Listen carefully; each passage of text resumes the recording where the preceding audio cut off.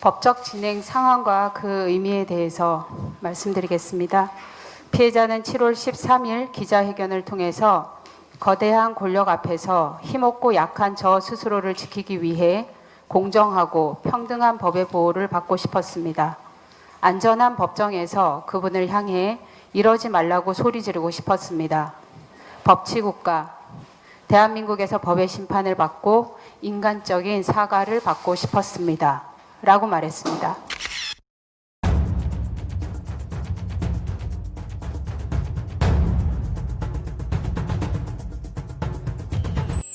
안녕하세요. 타이거앤크입니다. 고 박원순 시장님 고소인 측 대리인 김재련 변호사. 김재련 변호사가 한동안의 침묵을 깨고 언론 인터뷰에 나서고 있습니다. 9월 11일 한겨레 20일과 단독 인터뷰한 내용이 기사로 송출되었고 9월 14일은 KBS 라디오 최강 시사에 직접 출연해 라디오 인터뷰에 응했는데요.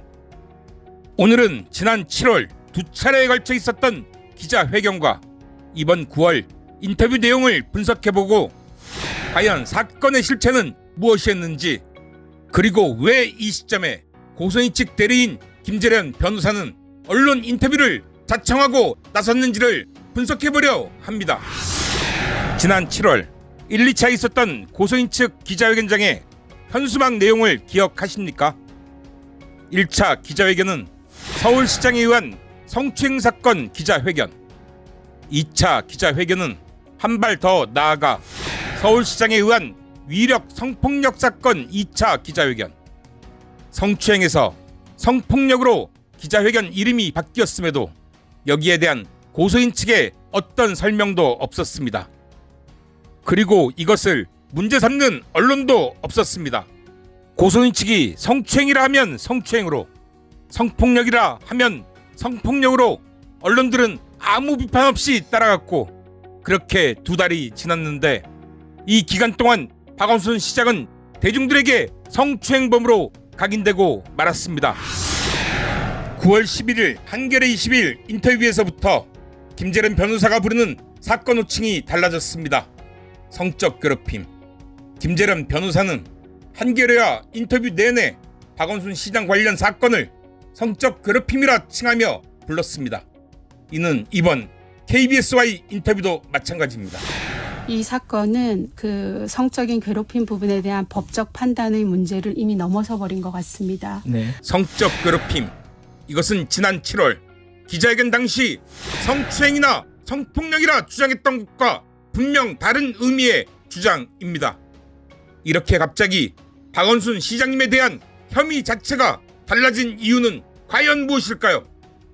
한 가지 더 말씀드리자면, 기존 서울시청에서 발생했던 이런 성폭력 사건하고 이 사건 관련이 있는지 물어보셨는데요.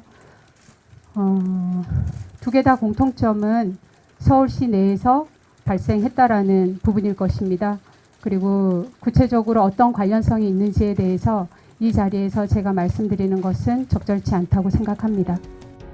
김재련 변호사는 지난 7월 기자회견 당시 거론하기 꺼려했던 고소인 관련 또 다른 성폭행 사건을 9월 인터뷰에는 상당한 비중을 가지고 말하기 시작했습니다. 저희 타이거잉크 TV에서도 지난 영상에서 이미 설명드렸던 4월 14일 서울시 비서실 회식 후 발생한 성폭행 사건, 이 사건을 김재련 변호사가 직접 고소인이 연관된 사건이라 말하며 그것도 인터뷰의 절반 이상을 할애하며 자세히 설명합니다. 어떤 혐의인가요? 구체적으로는? 법적으로는? 사실 진행 중인 사건이고 상대방이 있기 때문에 네. 이야기하는 건 조심스럽지만 네. 저희가 수사할 때의 죄명은 준강간이었습니다. 네. 중강간 혐의로 수사를 했고 기소가 이미 됐다. 네. 그렇죠? 네.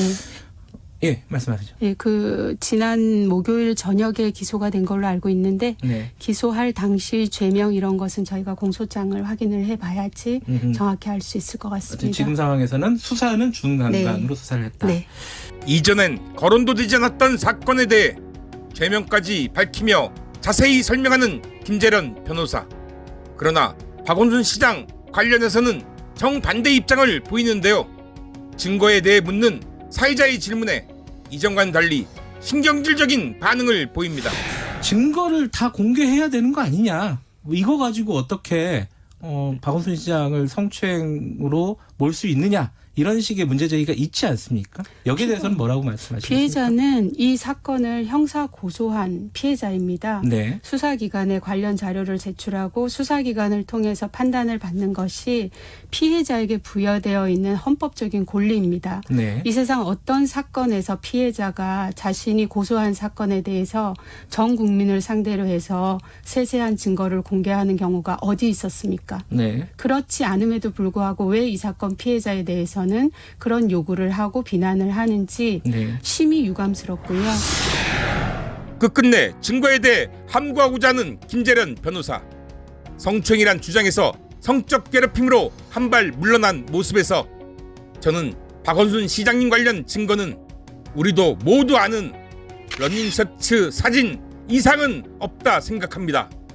그러하기에 인과관계가 확인되어야 하는 성추행이란 단어보다 고소인의 주관적 느낌으로도 주장할 수 있는 성적 괴롭힘이란 단어를 사용한다는 생각인데요.